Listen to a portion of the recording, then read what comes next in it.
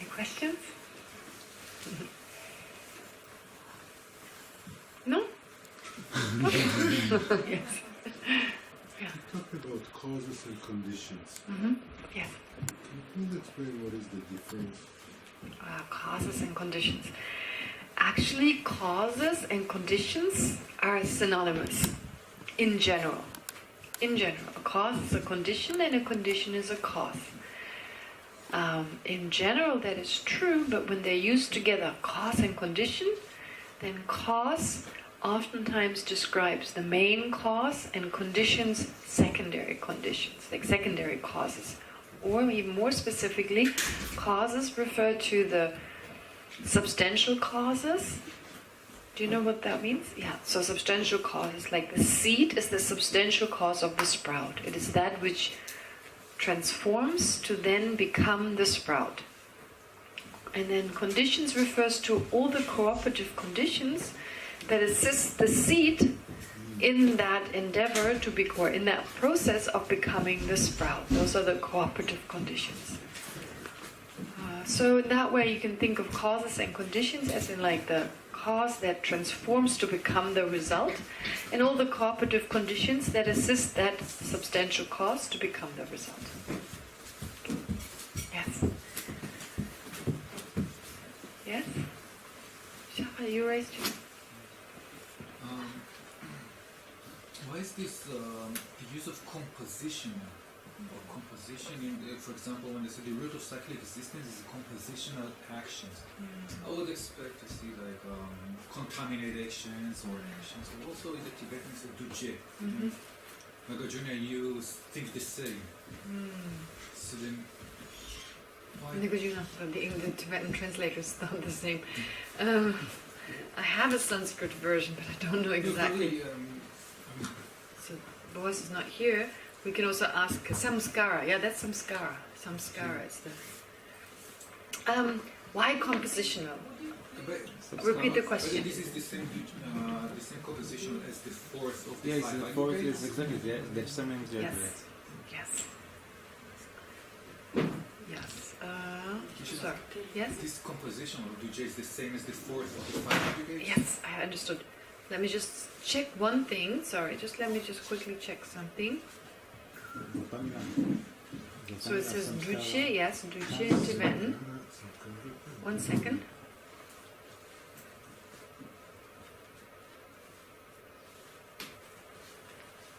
Can you repeat the question? I will. Patience. That's okay. Okay, I'll repeat the question. So, compositional factor. It says here, karma is here described as a compositional factor. Why use it? Use the word Action. compositional action. Yeah. So, sorry. Actually, usually the word here is duche. Usually, it is translated as compositional factor. Usually. Now, here, the English translation is compositional action. Now, why use the word compositional in the first place? Is it the same compositional as in compositional factor as part of the aggregates? Yeah. Important question. Well, first of all, with regard to the first question, compositional, why use that word? Ducheba means to bring together. Ducheba means bring together. So it has the connotation of a cause that brings together different results. Okay? So ducheba means that which brings things together. So compositional as in compounding things. Compounding as in like bringing together. So the word is used in the Tibetan to describe that which compounds and that which is compounded. It's used in those two ways. That which is compounded also compounds. Oh, let's ask Boaz about the samskara. Boaz, sorry, first sit down. Just in the middle, I wanted to ask if actions are considered to be a phenomena. Okay, I'll answer that. Okay. So, Boaz, samskara, what is the etymology or the meaning of the word samskara? The meaning, you mean etymological? Mm-hmm. Etymological meaning. It just means, it comes from kara, from karma, from doing. I don't know, sam is the same prefix that we use for maybe together or collective or something, and then doing. But what about the 5 aggregates, the samskara that is part of the 5 aggregates? Where does the karma come in there? What do you mean, where is the karma? Of the 5 aggregates, one is called samskara. So samskara, compositional factor, as it's called in English, the compositional factor, I mean whether that's a good translation is to be seen, but usually translated that way, and it refers to anything that is none of the other aggregates. Well, I don't know where that explanation comes from. Samskara means the karmic imprints Okay. in your habits and your Okay. whatever your Alright, karmic imprints, because of course all the other mental factors that are not part of, like the 5 aggregates are feeling, discrimination, oh, 4, I'm sorry, first is body, feeling, discrimination, compositional factor, and primary consciousness. Primary consciousness. yeah, it's vijnana. Vijnana means consciousness, not primary consciousness. You can put on vijnana everything which is not on the other, because vijnana is like In the Tibetan tradition, the way it's explained in the Tibetan tradition is its main mind. It's like the main, it's like just the consciousness itself. And this is according to the commentaries, of course, not just made up by the Tibetans, but it's like the main mind, the main function of which is to apprehend its object. And then compositional factor refers to karma, imprints, etc., but also all the other functions of the mind that have not been mentioned. the question is where do you jump, etc. Where do you jump? Where do you put all the rest of the functions of the mind? Well, in the Tibetan tradition, and like I said this, the Tibetans didn't make it up, but the word they use is Nambarshepa, which always means primary consciousness. Different to Nambardopa, which means conceptual mind, or Nambardopa or Dopa always means conceptual mind, but Nambarshepa, by the way they use this word, always means main mind. So then the other mental factors couldn't be part of that just because the word already implies it has to be a main mind. That's according to, I guess, one line of commentary, because the Sanskrit word in the skandhas is vijnana. Vijnana is the word It's for consciousness. that we use today. Right. So there is a tradition, and that's from the Tibetan point of view, the Nalanda tradition. According to the Nalanda tradition, Nambarshepa means main mind. So then the samskara would include the others. I'm not disputing that it could not be divided differently the way you suggest, but I'm trying to understand that particular tradition, where that could come from. I'm still wondering, samskara, as in like, it seems to imply actions. Samskara has very different meanings in very different Contexts. in different levels, like we said before, even of the Buddhist Sanskrit. When you divide within the Sanskrit literature, you divide the 5 aggregates. Samskara would usually mean depth, Karma. karmic imprints, and then all the rest of the functions of the consciousness that are not included in the rest, in this 4 or specifically in the other 3, was many times going to the vijnana. Here it's a different tradition. Different tradition, yes. So I don't know. So anyway, and both traditions definitely have a source for it, but of course it makes sense that the Buddha explained it differently according to different people's needs. So anyway, the samskara, therefore the etymology, thanks for that, boss. So the etymology is such, in that context, doesn't help us. But it's the same duche. It's the same duche as compositional factor, as in like as of the 5 aggregates, the same Duje. Okay, so now I cannot tell you exactly why in the Tibetan tradition they also include the mental factors.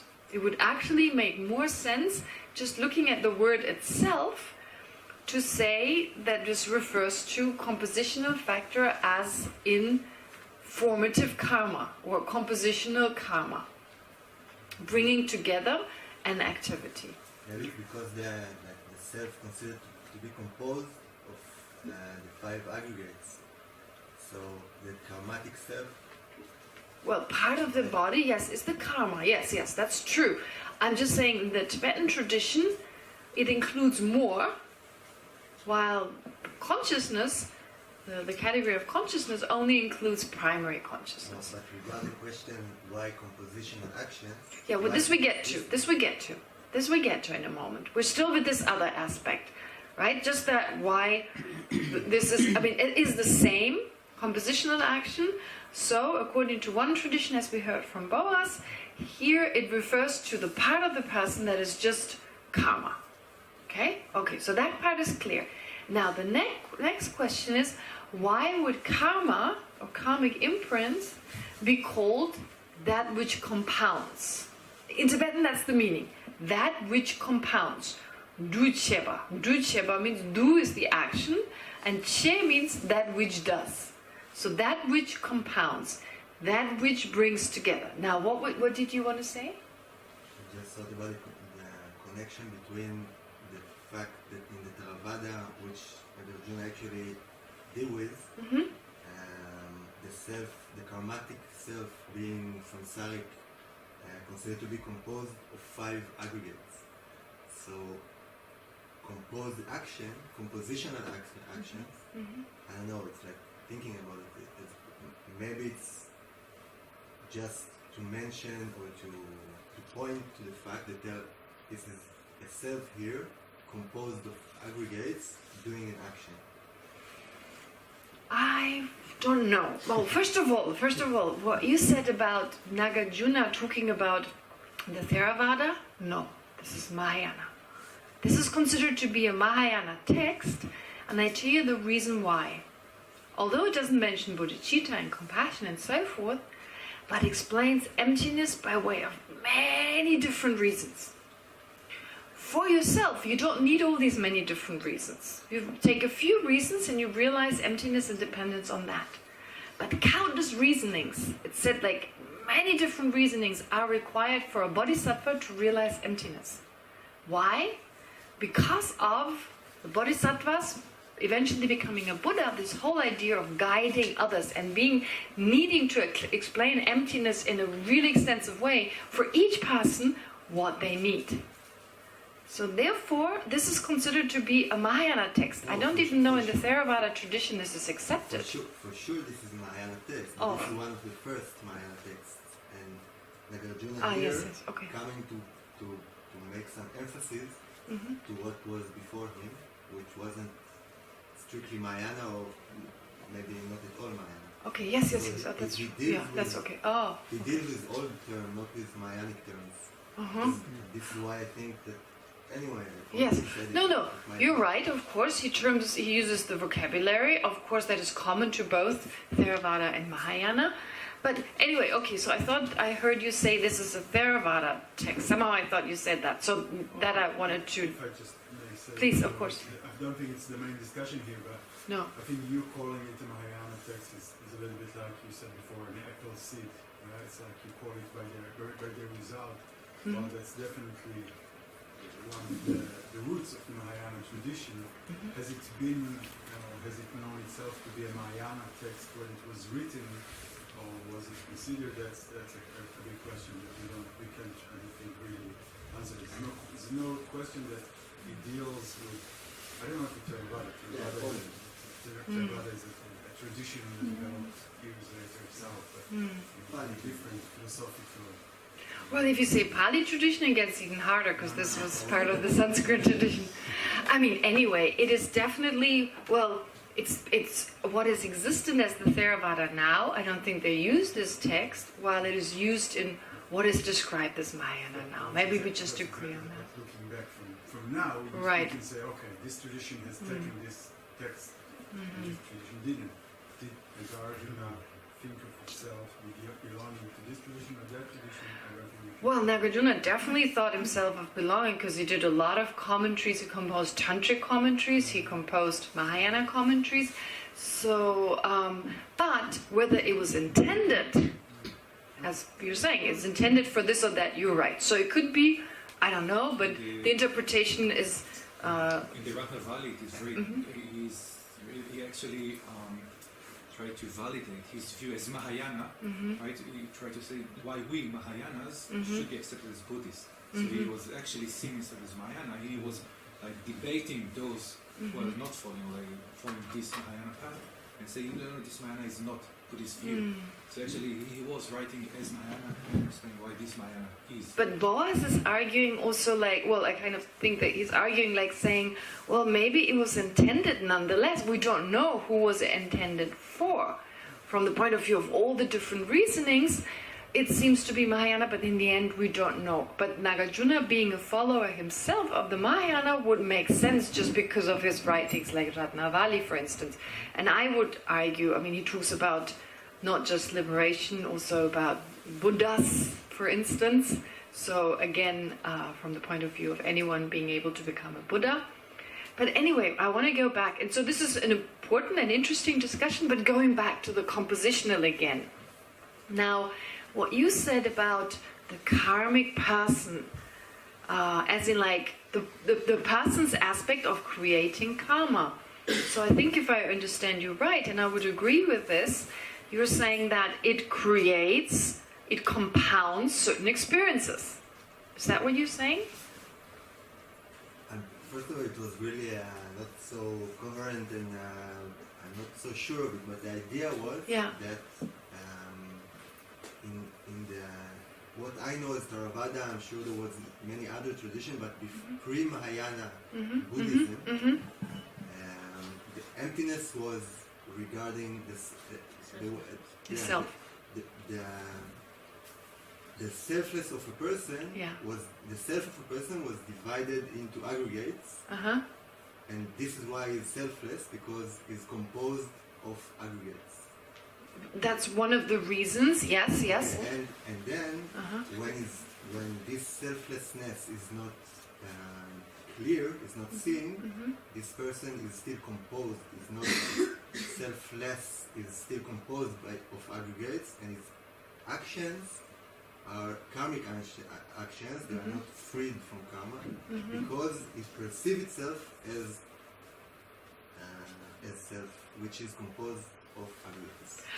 Well, that's the same whether you say Theravada or Mahayana. The same explanation goes that the self, of course, the person, what we call the person, we say I, independence on mind and body, the different aggregates. But because we perceive there to be a separate I, an inherently existent I, therefore now all our actions are influenced by that misperception, and so all actions are therefore volitional, contaminated actions. A Buddha also accumulates actions of body, speech and mind, but they're not contaminated. Now his question was, why don't we say contaminated action? Why do we describe them as compositional actions? Well, they are contaminated in the sense that, as you said, like ignorance gives rise to all these actions, influenced by the misperception. But usually the word compositional is described as causes such as karma and afflictions. They bring forth suffering, different types of suffering. So karma in particular, if just the affliction were there, okay, that wouldn't result in suffering as such. It is actually the karmic actions of body, speech and mind which then give rise to these different experiences of suffering. So therefore, giving rise to these karmic actions, karma, different experiences, so karma is that which compounds. It is a cause of all our experiences, of suffering. Now, in particular, Geshe here refers to the second sorry, the second link, the second link here, the projecting karma. So when you say duchigile, as in like compositional karma, in the context of the 12 links, you mean definitely karma that projects you in a different rebirth. But when you just say duchigile, it can refer to any kind of action that compounds suffering, that gives rise to suffering. Okay?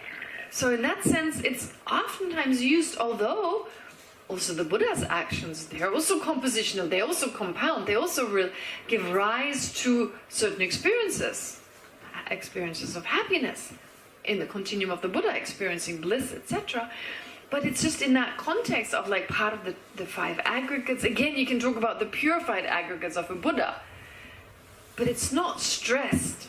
In Tantra, you talk about the purified aggregates of a Buddha. That is stressed, for instance. But in general, when we just talk about ordinary Buddhism, stressing we are suffering, we talk about the 5 aggregates as contaminated aggregates, and compositional factor, karma, as that which compounds suffering.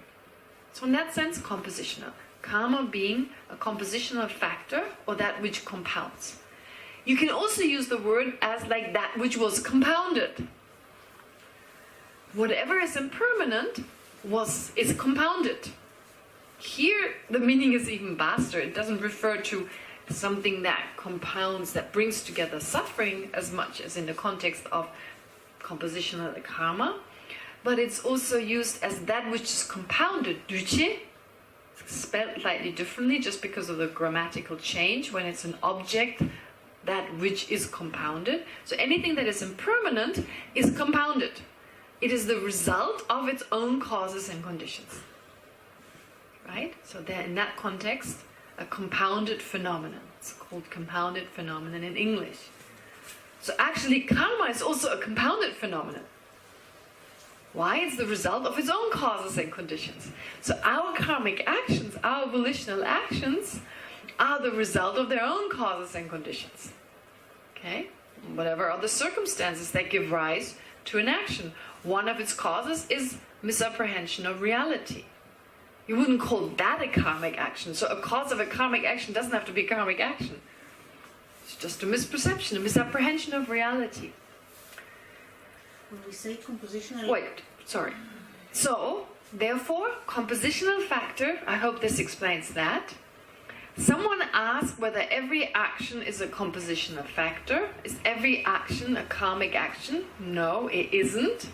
But I guess any volitional action we engage in, any action that comes along with a motivation, with an intention, with the mental factor of intention involved, I think if you have a hiccup, I don't know whether that is intentional, like some kind of reflex.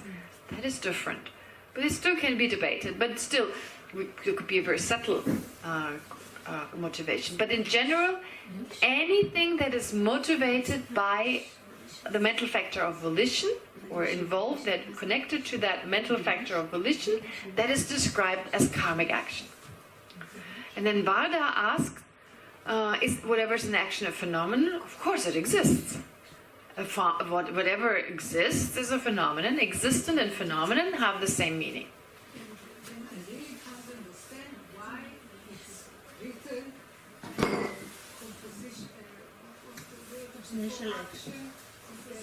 compositional action when all phenomena is compositional. No, not all phenomena are compositional. All impermanent phenomena Are compounded. Is compounded, which is compounded of many things, like you said about the actions, they are compounded. So why do they have to write compositional? Because he's talking about a person that does all those things, not before you said about the sound. The sound has nothing to do with it, because you're talking about actions of... No, it's just a word. Don't get hung up on the words. You're getting hung up on the words. I don't understand why the specification of composition. Is it necessary, or is it just... Vada, just think back. It was 2,600 years ago. Okay. People used words in a certain way. I mean, I don't know exactly. Okay. So sometimes when this question arises with regard to why use a certain word, we really don't know. The Buddha we come to this a little later. The Buddha says, I don't disagree with the world. The world disagrees with me, kind of. So the Buddha is saying, actually, I say this is a table. Okay, you say it's a table. I agree it's a table. So basically, when the Buddha taught 2,600 years ago, the words he used were the words that were used by the philosophers at the time already, that they were familiar with, especially when he taught philosophy. So he taught he used the same vocabulary, but explained Buddhist ideas, right? So I don't know exactly why he used the word compositional factors in one way, but used the word compounded in a different way. So in this context, it's just a matter of memorizing what the word means, and yeah, sometimes we can explain why. In this context, I cannot give you an answer. Okay, you wanted to say In something. this context, compositional actions means, you said, throwing karma. Is it In the only context of the because- 12 yes. links.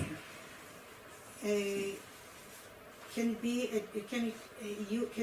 it be used when I say it in some text in general? Yes, it can be, So but any usually they compositional just say the word quality le. and composition? Usually they just say le as in karma.